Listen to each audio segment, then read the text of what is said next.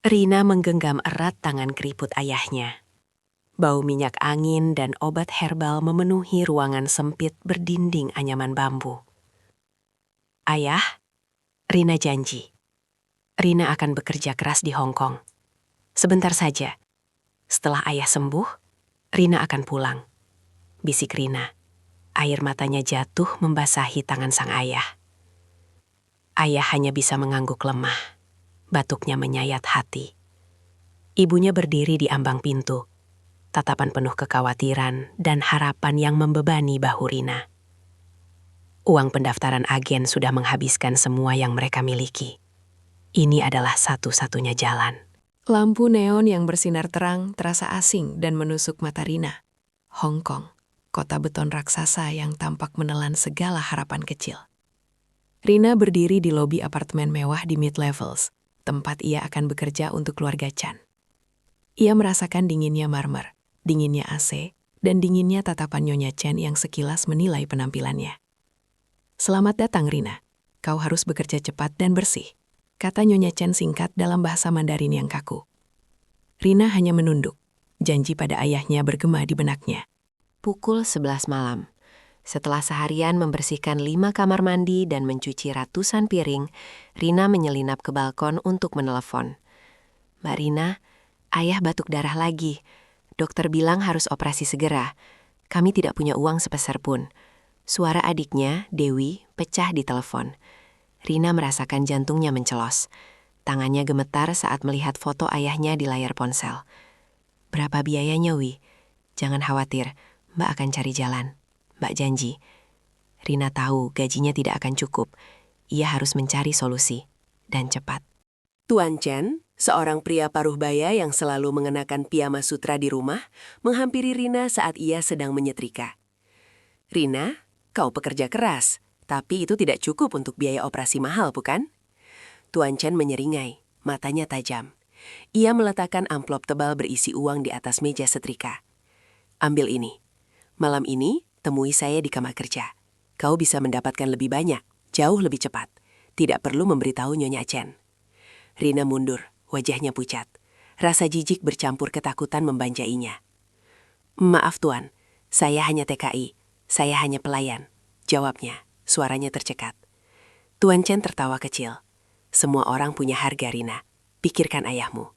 Pagi hari, saat sedang membersihkan dapur, telepon Rina berdering. Itu telepon dari rumah sakit di Surabaya. "Rina, ayahmu syok dan gagal napas. Kami harus melakukan tindakan sekarang, atau beliau tidak akan bertahan," ujar suara dokter. Air mata Rina mengalir deras, lututnya lemas. Operasi harus dibayar di muka. Rina panik. Ia teringat amplop yang ditawarkan Tuan Chen. Ia melihat ke sudut ruangan. Jalan pintas, jalan kotor, tapi ini adalah nyawa ayahnya. Semua prinsipnya runtuh, digantikan oleh rasa putus asa yang tak tertahankan. Dengan langkah berat dan hati yang hancur, Rina mengetuk pintu kamar kerja Tuan Chen. Malam itu, bukan TKI Rina yang masuk, melainkan seorang pahlawan yang menyerahkan segalanya. Rina menatap amplop tebal di atas meja, yang kini terasa seperti rantai emas yang menjerat. "Tuan, saya butuh uangnya sekarang, untuk operasi ayah saya," ucap Rina. Suaranya hampir tidak terdengar. Tuan Chen tersenyum puas, senyum yang terasa dingin dan predator. "Pilihan yang bijak, Rina. Tentu saja," jawabnya sambil mengunci pintu. Di saat yang sama, uang itu dikirim ke Indonesia, menyelamatkan nyawa ayahnya. Tapi jiwa Rina hancur berkeping-keping.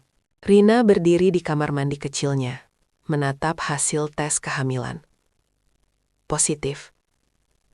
Dunia terasa berhenti. Kehancuran batin yang ia rasakan kini memiliki bukti fisik yang tak terbantahkan. Bayangan ayahnya yang kini sehat terlintas, bersaing dengan bayangan Tuan Chen. Ini adalah harga dari keselamatan ayahnya. Rina menangis tanpa suara, memukul perutnya yang masih rata dengan kepalan tangan, mencoba melawan kenyataan. Kenapa? Kenapa ini harus terjadi padaku? hanya cermin yang menjadi saksi bisu kesakitannya. Tepat di tengah malam, Rina menyelinap keluar dari apartemen, membawa tas ransel berisi beberapa pakaian dan surat-surat penting. Ia merasa lega sekaligus takut. Ia berjalan di sepanjang jalanan mongkok yang ramai, mencari alamat panti TKI yang pernah ia dengar. Setelah sampai di tempat aman, seorang relawan menyambutnya dengan hangat. Rina menceritakan segalanya, air matanya tak terbendung. "Nak, kamu sudah melakukan yang terbaik untuk ayahmu. Sekarang, mari kita jaga dirimu dan bayimu," kata relawan itu tulus. Rina mengangguk, menyentuh perutnya. Ia tahu ia tidak bisa menggugurkannya. Itu adalah darah dagingnya, hasil pengorbanan terbesarnya. Panasnya matahari Indonesia menyambut Rina. Terasa jauh berbeda dari dinginnya Hong Kong. Ia melangkah keluar dari pintu kedatangan Bandara Juanda, menggendong anaknya, Alex, yang kini berusia 6 bulan. Alex memiliki mata sipit dan kulit lebih terang dari Rina. Ini adalah bukti visual yang tak terhindarkan. Rina mengenakan pakaian sederhana, menggigit bibirnya. Ia melihat bus menuju desanya. Perasaan takut dan malu memuncak. Ayahnya selamat, tapi apakah harga yang ia bayar sepadan dengan penerimaan keluarganya? Sesampainya di rumah, suasana yang harusnya penuh syukur berubah menjadi medan pertempuran. Ibu Rina, yang kini terlihat lebih sehat, menatap bayinya dengan pandangan jijik. "Rina, apa ini? Anak siapa ini? Kau pulang membawa aib!" teriak sang ibu. Suaranya dipenuhi amarah dan rasa malu. Adik-adiknya bersembunyi di balik pintu, berbisik-bisik. Rina berusaha menjelaskan. "Bu, ini anakku. Ayah selamat karena uang itu. Ini adalah harganya." Ibu Rina menggeleng. "Kami tidak butuh uang yang didapat dari cara kotor. Kau merusak nama baik keluarga." Ibu Rina menutup pintu dengan keras, mengunci Rina dan bayinya di luar. Rina duduk di bawah pohon mangga di halaman depan, hatinya remuk. Ia melihat ke jendela. Di sana, ayahnya berdiri, kini sudah bisa berjalan, menatapnya dengan mata berkaca-kaca. Ayah tidak berani melawan ibu atau membela Rina. Dia terbelenggu rasa bersalah karena dialah penyebab semua ini. Ayahnya hanya bisa menangis diam-diam, sebuah ungkapan kasih sayang yang terperangkap oleh stigma masyarakat. Rina memejamkan mata, memeluk Alex erat. "Maafkan ibu, nak. Kita hanya punya satu sama lain," bisiknya. 5 tahun berlalu. Rina kini membuka warung kecil di pinggiran kota, menjual nasi bungkus dan kopi. Alex, bocah periang berusia 5 tahun, berlarian di sekeliling warung, menjadi cahaya hidup Rina. Meskipun masyarakat masih berbisik, Rina telah menemukan kedamaian dan harga dirinya kembali.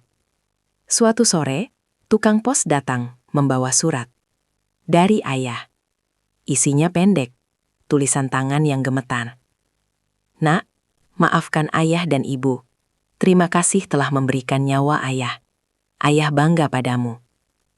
Air mata Rina jatuh, tapi kali ini bukan karena kesedihan, melainkan karena luka lama akhirnya mulai sembuh.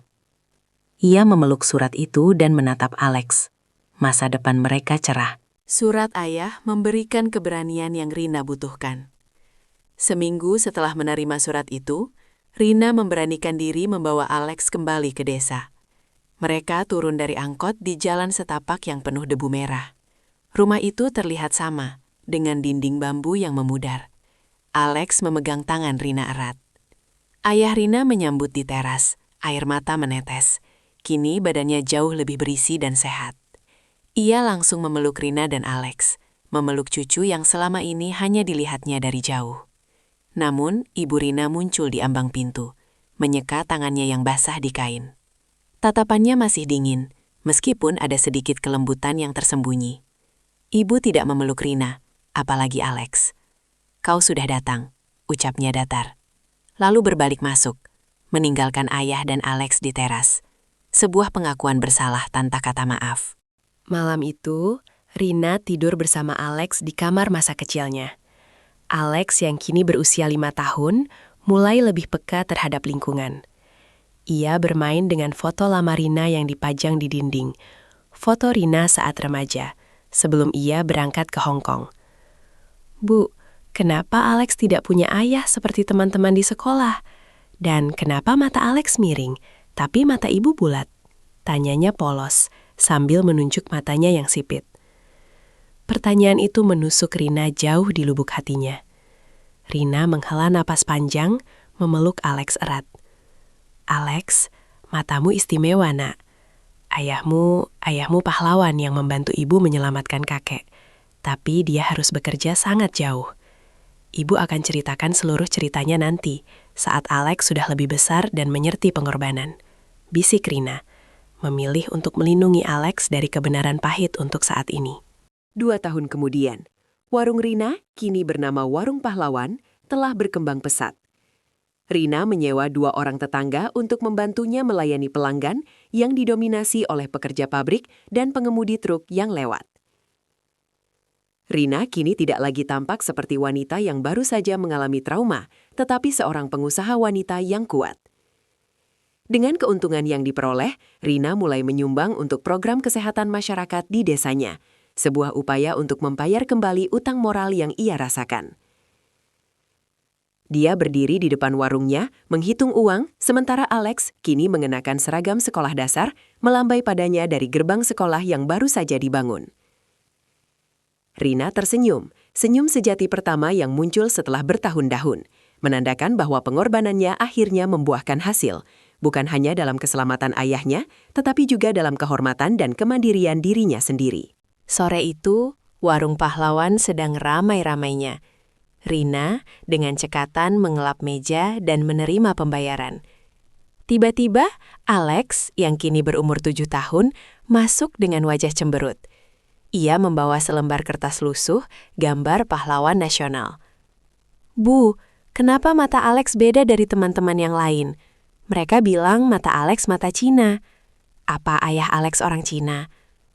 Pertanyaan polos itu menghantam Rina seperti palu. Nafasnya tercekat, tangannya yang memegang lap berhenti bergerak. Ia menatap mata Alex yang sipit. Bayangan Tuan Chen melintas sekilas. Rina berjongkok, mencoba menyembunyikan keterkejutannya dari keramaian warung. Ini adalah saatnya ia harus memutuskan seberapa banyak kebenaran yang akan ia bagi.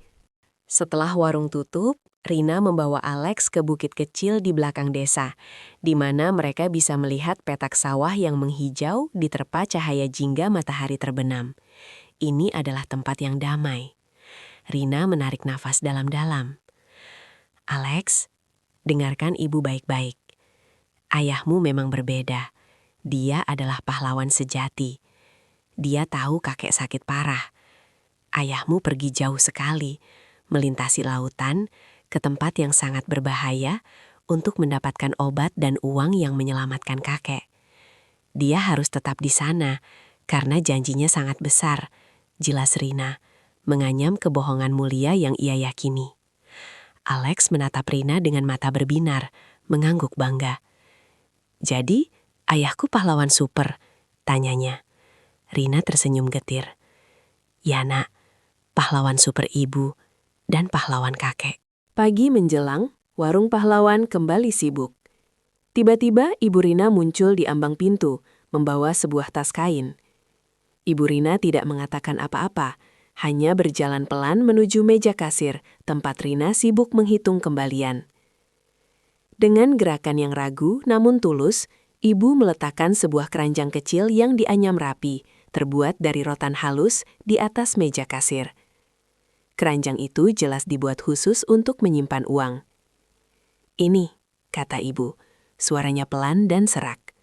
Untuk uangmu, supaya tidak berantakan. Meskipun tidak ada kata maaf atau aku bangga, Rina tahu ini adalah penyerahan diri ibunya, pengakuan diam-diam atas keberhasilan Rina. Rina menatap keranjang itu, lalu mengangkat pandangannya, tersenyum kecil pada ibunya. Luka lama itu kini terasa lebih seperti bekas luka yang kuat, bukan lagi luka yang terbuka. 6 bulan berlalu, warung Rina kini tidak lagi berdinding bambu lapuk. Menggunakan seluruh tabungannya dan pinjaman kecil dari koperasi desa, Rina berhasil merenovasi total warungnya. Lantai keramik putih, atap seng baru, dan dinding permanen berdiri kokoh. Ia berdiri di luar, memegang daftar belanja, mengawasi dua tukang yang memasang plang nama baru, yang kini jauh lebih besar. Warung Pahlawan, Rina dan Alex. Di seberang jalan, di bawah pohon beringin, ibunya duduk mengupas singkong, pura-pura tidak memperhatikan. Namun, sesekali Rina menangkap sekilas mata ibunya yang memancarkan campuran rasa bangga yang enggan dan kepuasan diam. Rina tahu, kemandirian adalah bahasa permintaan maaf terbaik. Sore yang tenang di Warung Pahlawan. Rina sedang menyapu teras ketika tukang pos mengantarkan paket kecil berbentuk dokumen, dialamatkan padanya. Paket itu dikirim dari Hong Kong. Rina merasa darahnya surut. Ia membalik paket itu. Tidak ada nama pengirim, hanya stempel perusahaan hukum yang mewah. Jantung Rina berdebar kencang, mengingatkan pada ketakutan lama. Ia menyuruh Alex bermain di dalam dan segera merobek paket itu. Di dalamnya ada dokumen legal berbahasa Mandarin dan Inggris, serta sebuah foto Polaroid Tuan Chen. Kini tampak lebih tua dan sakit-sakitan, duduk di kursi roda. Dokumen itu berisi pengakuan hukum yang singkat. Tuan Chen mengakui Alex sebagai anaknya dan menawarkan sejumlah besar uang sebagai tunjangan pendidikan, dengan syarat Rina tidak pernah mengungkapkan identitas asli ayahnya. Rina menyembunyikan dokumen dan foto itu di bawah tumpukan kain lap dapur sambil melayani pelanggan terakhir. Tangannya masih gemetar. Saat ia berbalik, Alex muncul, memegang foto Polaroid yang jatuh dari tumpukan kain saat Rina terburu-buru. "Bu, siapa om ini? Dia pakai baju bagus, seperti orang penting," tanya Alex, menunjuk Tuan Chen yang tersenyum lemah di kursi roda. Wajah Rina memucat. Ia mengambil foto itu secepat kilat. Senyum dipaksakan terpasang di bibirnya. "Oh, ini teman kakek, Nak. Dia yang mengatur perjalanan pahlawan super itu. Dia sedang sakit sekarang. Kita harus doakan dia cepat sembuh ya," kata Rina. Air dingin mengalir di punggungnya.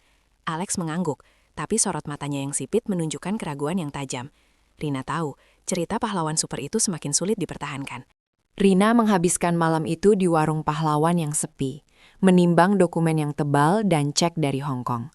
Jumlahnya fantastis, cukup untuk membiayai Alex hingga perguruan tinggi, dan bahkan lebih. Syaratnya sederhana, diam. Rina membayangkan Alex yang cerdas, anak yang seharusnya mendapatkan yang terbaik. Uang ini terasa seperti racun, hasil dari malam terburuk dalam hidupnya, namun juga kunci menuju masa depan tanpa kekurangan. Setelah berjam-jam berkutat dengan hati nuraninya yang compang-camping, Rina mengambil pulpen. Ia menandatangani perjanjian itu, mengirimkannya kembali, dan merasionalisasi tindakannya. Ini bukan hadiah, ini adalah kompensasi. Ini adalah pembayaran yang terlambat atas jiwa yang dicuri. Uang ini sepenuhnya milik Alex. Ia hanya perlu memastikan Tuan Chen tetap menjadi teman kakek selamanya. 2 tahun kemudian, Alex berusia 9 tahun. Rina mulai menyalurkan uang dari Hong Kong sedikit demi sedikit, membuka rekening pendidikan yang aman. Alex kini bersekolah di sekolah terbaik di kota kecil itu. Perubahan ini tidak luput dari perhatian lingkungan. Suatu sore, saat bermain di tepi sawah, Alex mendengar bisikan 2 ibu-ibu desa. "Lihat anak itu, matanya benar-benar mata Cina. Pasti bapaknya kaya raya. Kenapa Rina bisa mendadak punya uang?" Alex berhenti bermain. Kata-kata itu dikombinasikan dengan kisah samar tentang pahlawan super yang tidak pernah mengirim surat, dan foto teman kakek yang ia pegang 2 tahun lalu, mulai membentuk pola yang mengganggu di benaknya. Alex pulang ke warung. Pandangannya pada Rina kini dipenuhi pertanyaan yang lebih tajam dari sekadar kepolosan anak kecil. Setelah Alex masuk kamar, Rina menghampiri ibunya yang sedang menenun tikar di teras. Ibu Rina baru saja kembali dari Mekah, sebuah perjalanan yang dibiayai penuh oleh Rina. Wajah ibunya kini membawa kedamaian yang belum pernah Rina lihat sebelumnya. "Bu," panggil Rina pelan. "Uang yang aku gunakan untuk memberangkatkan ibu dan untuk pendidikan Alex, itu semua dari Tuan Chen. Dia mengirim pengakuan hukum.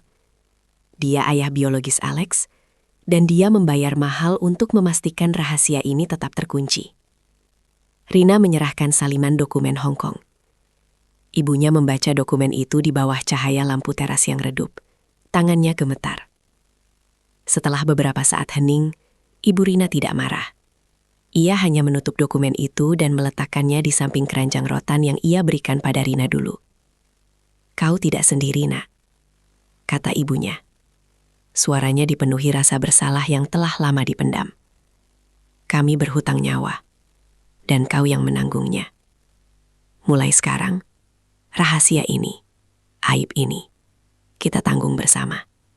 Alex adalah cucuku, pahlawanku. 5 tahun berlalu.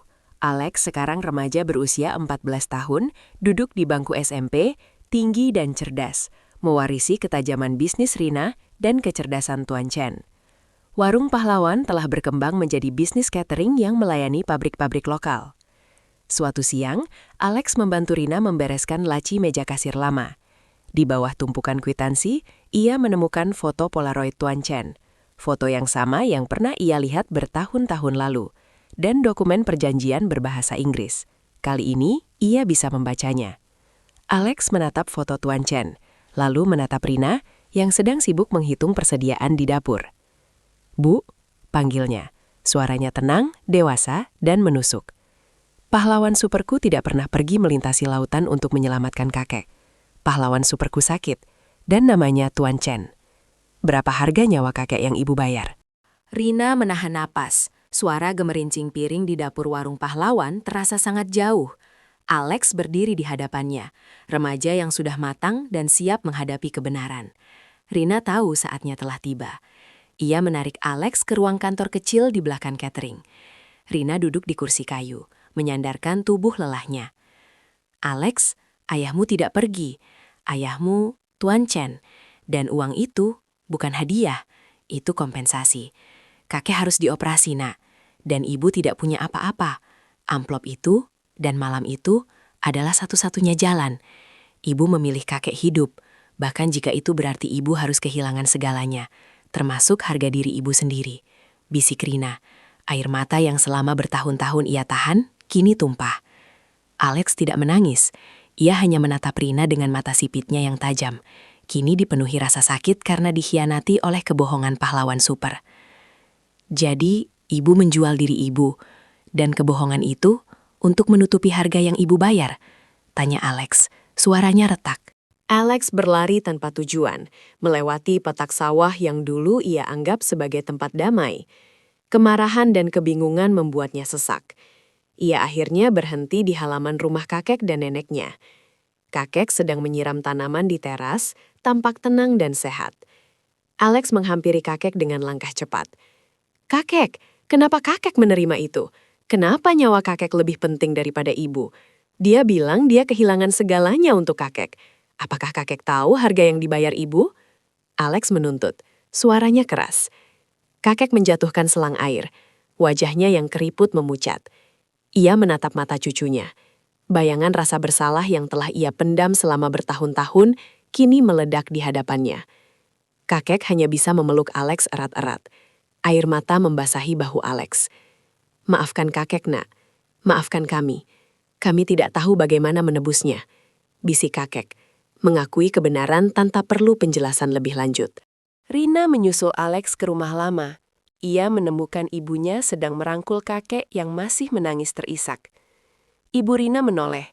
Tatapannya kini bukan lagi menilai, melainkan penuh dukungan. Rina duduk di samping ibunya di dapur yang remang-remang setelah Alex masuk kamar. "Bu, Alex tahu. Dia membaca semuanya," kata Rina, suaranya serak. Ibu Rina menghela napas. "Sekarang setidaknya tidak ada lagi kebohongan. Uang itu, kita tidak bisa mengembalikannya. Tapi kau bisa mengubah artinya, Rina. Bangunlah sesuatu yang besar dengannya. Sesuatu yang akan membuat Alex melihat uang itu sebagai kekuatanmu, bukan aibmu. Sumbangkan sebagian besar, jadikan warisan. Buat dia bangga pada apa yang telah kau bangun, bukan pada siapa ayahnya," usul Ibu Rina. Rina memandang ibunya, menyadari bahwa perjalanan mereka dari permusuhan ke kemitraan telah selesai. "Aku akan mendirikan yayasan pendidikan atas nama Alex untuk anak-anak di desa ini, agar tidak ada lagi yang harus menanggung harga seperti yang aku bayar," jawab Rina. Sebuah keputusan yang membawa kedamaian dan tujuan baru. Setahun kemudian, Yayasan Pendidikan Alex resmi diluncurkan di Balai Desa. Rina berdiri di podium, mengenakan batik yang sederhana namun elegan. Di depannya duduk para tokoh masyarakat, kepala desa, dan Alex yang kini mengenakan seragam pramuka.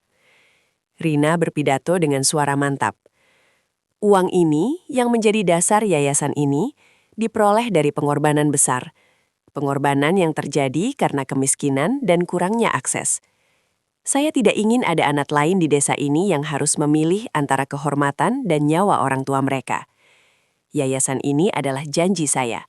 Setiap anak berhak atas masa depan yang aman melalui pendidikan. Alex menatap ibunya. Air mata bangga membasahi pipinya. Ia mulai mengerti bahwa uang itu bukan aib, melainkan alat penebusan yang kuat di tangan ibunya. 2 tahun setelah yayasan berdiri, Alex, kini remaja 16 tahun, menghabiskan sorenya mengajar matematika dasar di perpustakaan kecil yayasan. Matanya yang sipit dan kecerdasannya seringkali menjadi bahan gosip, tapi kini Alex tidak lagi terganggu. Saat seorang ibu dari desa sebelah berkomentar, "Wah, Alex pintar sekali, matanya seperti orang kota besar." Alex hanya tersenyum tenang. "Mataku adalah warisan, Bu. Warisan dari orang yang memberikan nyawa kepada kakek dan masa depan bagi kami semua melalui pendidikan. Ibu saya yang membangun ini," jawab Alex menunjuk ke papan tulis. Ia menyadari bahwa identitasnya tidak lagi ditentukan oleh siapa ayahnya, tetapi oleh apa yang dilakukan ibunya dengan harga yang harus dibayar. 5 tahun berlalu sejak yayasan berdiri. Catering Warung Pahlawan kini menjadi salah satu penyedia makanan terbesar di kabupaten. Rina, yang kini berusia akhir 30-an, berdiri di teras cateringnya yang baru. Bau masakan yang kaya rempah, tawa para pegawainya, dan pemandangan gedung Yayasan Pendidikan Alex di kejauhan adalah melodi hidup barunya. Ibunya keluar membawakan segelas teh hangat. Mereka berdua berdampingan tanpa perlu bicara. Rina menoleh ke ibunya, senyum tulus merekah. "Bu, aku rasa aku sudah tidak merasa kotor lagi. Uang itu sudah berganti wujud. Alex bangga dengan yayasan ini." Ibunya mengangguk, menyentuh lengan Rina. "Kau adalah pahlawan sejati, Nak. Kau menyelamatkan ayah, menyelamatkan dirimu, dan menyelamatkan desa ini." Rina menutup mata, menghirup udara sore. Luka lama itu benar-benar tertutup. Ia sudah membayar lunas utangnya pada rasa bersalah, dan kini ia bebas. Pagi hari yang cerah di Warung Pahlawan, Rina sedang meninjau pesanan catering saat seorang kurir asing berpakaian rapi menyerahkan sebuah paket besar. Itu bukan dokumen hukum biasa, melainkan sebuah kotak kayu kecil berukir yang berat.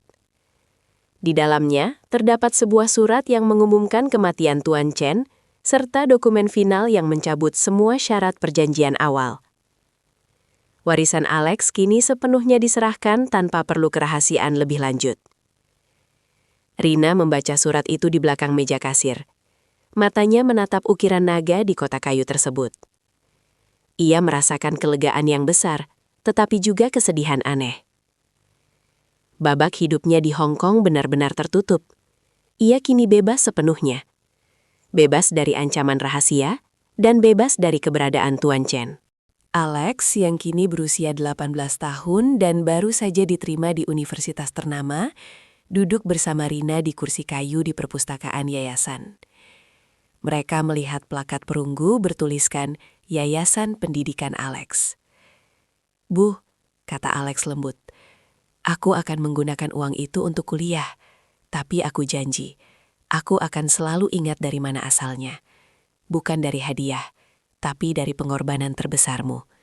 Dan saat aku kembali, aku akan mengembangkan yayasan ini hingga ke seluruh kabupaten." Rina menggenggam tangan putranya, melihat bayangan dirinya sendiri di mata Alex yang sipit. Campuran identitas yang dulu menyakitkan, kini menjadi simbol kekuatan mereka. "Kau sudah dewasa, Nak. Pergilah, gunakan kekuatanmu untuk berbuat baik.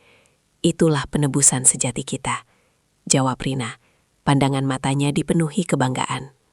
Di sebuah aula besar di kota, Rina berdiri di atas podium sebagai pembicara utama dalam konferensi pemberdayaan TKI. Ia tidak lagi mengenakan denim dan batik sederhana, tetapi setelan kerja yang rapi. Ia berbagi kisah tentang kesulitan dan keputusasaan, namun tanpa pernah menyebutkan nama Tuan Chen atau trauma seksualnya. Ia berbicara tentang bagaimana ia mengubah kerugian menjadi modal sosial, bagaimana ia membangun warung pahlawan menjadi catering terkemuka, dan yayasan pendidikan Alex sebagai warisan.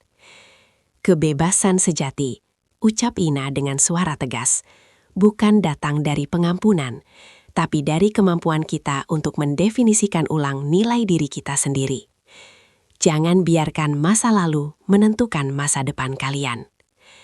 Tepuk tangan riuh bergema, menandai pengakuan Rina sebagai pahlawan yang sebenarnya, yang berhasil mengubah aib menjadi kehormatan. Malam harinya, Rina kembali ke catering warung pahlawan yang sudah sepi. Ia menemukan ayah dan ibunya duduk berdampingan di ruang tengah, mata mereka terpaku pada siaran berita di TV lokal. Reporter sedang menayangkan cuplikan pidato Rina di konferensi. Air mata mengalir di pipi ibunya. Air mata yang sama sekali berbeda dari air mata amarah bertahun-tahun lalu. Ayahnya hanya bisa menggeleng pelan. Rasa bangga dan rasa bersalah bercampur di wajahnya. Rina duduk di antara mereka, memeluk keduanya erat. "Aku sudah bebas, ayah, ibu. Kalian juga harus bebas. Semuanya sudah selesai," bisik Rina. Ayahnya mencium kening Rina lama sekali. Ibunya membalas pelukan itu, memegang Rina seolah takut kehilangannya lagi. Malam itu, bukan hanya Rina yang bebas, tetapi seluruh keluarga telah mencapai penebusan sejati. Setahun kemudian, Alex kembali dari universitas untuk liburan semester. Alih-alih bersantai, ia menghabiskan waktunya di kantor yayasan. Menggunakan dana sisa warisan yang tidak terikat, Alex mengubah materi pelajaran menjadi modul digital interaktif. "Bu, kita tidak bisa hanya membantu anak-anak di desa ini. Kita harus menjadi pahlawan super yang sesungguhnya, menjangkau yang lain," kata Alex, matanya berbinar di depan layar laptop yang memancarkan cahaya biru. Rina berdiri di ambang pintu, melihat anaknya yang sudah menjadi pria muda, mewujudkan visi penebusannya dalam bentuk modern. Alex kini mengombinasikan kecerdasan yang diwarisi dari ayah biologisnya dengan etos kerja dan hati nurani yang dipelajari dari ibunya. Rina tersenyum, menyadari bahwa Alex telah sepenuhnya menerima kisahnya dan mengubah asal-usulnya menjadi kekuatan tanpa pernah merasa malu. Beberapa bulan setelah Alex kembali ke kampus, sebuah surat beramplop tebal dan resmi tiba di warung pahlawan. Kali ini, pengirimnya adalah Kementerian Tenaga Kerja Republik Indonesia. Rina membuka surat itu dengan tangan sedikit gemetar. Isinya adalah undangan resmi untuk bergabung sebagai penasehat ahli dalam tim reformasi kebijakan perlindungan TKI, mengakui keberhasilannya sebagai pengusaha dan aktivis yang berpengalaman di lapangan. Rina memegang surat itu, teringat pada surat penerimaan amplop tebal bertahun-tahun lalu di Hong Kong. Dulu, amplop itu adalah simbol kehancuran dan keputusasaan. Kini, amplop ini adalah pengakuan tertinggi atas ketahanan dan kehormatannya yang telah pulih. Rina kini bukan hanya seorang penyintas, tetapi seorang pembentuk kebijakan. Ia menatap ke warung pahlawan, kemudian ke yayasan di kejauhan, dan mengangguk. Perjalanannya baru saja dimulai. Rina menghabiskan seminggu menyusun proposal kebijakan reformasi. Ruangan kantor warung pahlawan, yang kini dilengkapi dengan AC dan meja kerja kayu jati yang kokoh, menjadi saksi bisu transformasinya. Ia mengenakan blus batik yang dijahit rapi, rambutnya disanggul modern, jauh berbeda dari penampilan TKI-nya dulu. Sebelum berangkat ke Jakarta, Rina menatap pantulan dirinya di cermin, lalu mengambil foto Polaroid Tuan Chen yang sudah usang dan surat pengakuan hukum yang ia simpan di brankas kecil. Ia tidak lagi merasa jijik atau takut, ia merasa berkuasa. Uang itu dan rasa sakit itu kini menjadi senjata terkuatnya. Ia menyusun dokumen di tas kulitnya yang elegan, siap menghadapi birokrasi, bukan sebagai korban, tetapi sebagai pakar. Jakarta. Di ruang rapat kementerian yang megah, Rina duduk di meja panjang berlapis marmer, dikelilingi oleh para doktor dan profesor. Ketika gilirannya tiba, Rina berdiri. Ia tidak menggunakan bahasa akademis yang rumit. Ia menceritakan pengalamannya sendiri. Bagaimana ancaman nyawa ayahnya membuat seorang TKI terpaksa menjual kehormatannya karena tidak adanya mekanisme perlindungan finansial yang cepat dan layak. "Peraturan yang kami butuhkan," katanya, suaranya bergetar namun tegas, "bukanlah tumpukan kertas. Kami butuh jaring pengaman yang nyata, dana darurat, dan jalur pelaporan yang tidak menakutkan.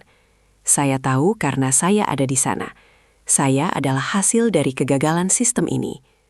Keheningan memenuhi ruangan sebelum seorang jenderal senior mengangguk pelan menunjukkan pengakuan. Musim panas, menjelang keberangkatan Alex untuk mengambil gelar master di luar negeri. Di perpustakaan Yayasan Pendidikan Alex, Rina menyerahkan kunci kantor utama yayasan kepada putranya. Alex, yang kini benar-benar menjadi sosok yang dihormati di desa itu, tersenyum bangga. Aku akan menjaganya, Bu, dan aku akan pastikan yayasan ini bukan hanya tentang pendidikan, tapi tentang martabat, janji Alex. Mereka berdua berjalan keluar ke teras, di mana kakek dan neneknya sudah menunggu. Nenek Rina, Ibu Rina, kini sudah tua, namun tatapannya hangat. Nenek memeluk Alex dan Rina bersamaan, membiarkan kehangatan rekonsiliasi total memenuhi ruang tersebut. Rina melihat warung pahlawan di kejauhan, lalu memandang Alex. Penebusan telah menjadi warisan yang kuat. Setelah beberapa bulan menjalankan tugasnya sebagai penasehat ahli di Jakarta, Rina kembali ke warung pahlawan dengan membawa kabar gembira. Di kantornya, yang kini berpendingin udara dan dilengkapi rak buku kebijakan, ia menerima panggilan dari Direktur Jenderal. Proposalnya mengenai dana darurat TKI, sebuah mekanisme yang memungkinkan pekerja migran mengakses dana medis cepat tanpa perlu jalur birokrasi yang panjang, telah disetujui dan akan segera diimplementasikan secara nasional. Rina menutup telepon, tangannya gemetar. Ia berjalan ke jendela, menatap yayasan Alex di kejauhan, bayangan tiang bendera yang berkibar. Kini, ia tidak hanya menyelamatkan ayahnya, tetapi berpotensi menyelamatkan ribuan Rina lainnya dari nasib serupa. Ini adalah penebusan yang jauh lebih besar dan nyata.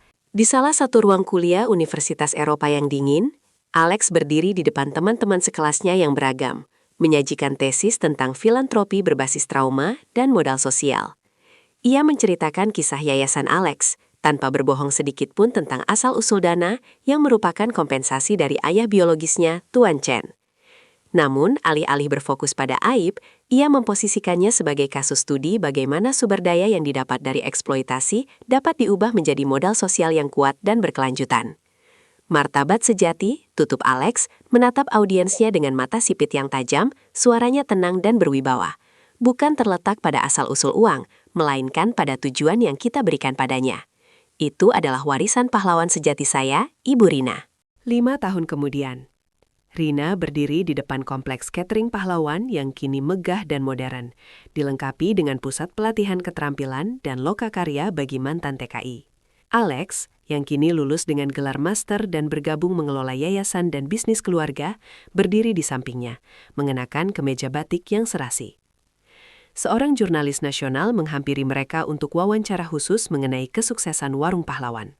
Ibu Rina, Alex, Anda berdua telah menjadi simbol bagaimana trauma bisa diubah menjadi kekuatan.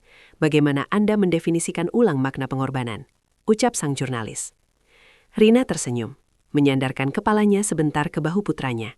Kami hanya membuktikan bahwa setiap harga, seberapapun mahalnya, bisa diubah menjadi investasi terbaik jika kita berani mendefinisikan ulang makna pahlawan. Jawab Rina. Ia melihat ke atas, ke plang catering yang bersinar terang. Catering pahlawan Rina dan Alex. Di sana, di antara aroma rempah dan tawa pegawai, masa lalu hanyalah sebuah bab yang kuat, bukan lagi sebuah akhir, melainkan pondasi untuk warisan yang abadi.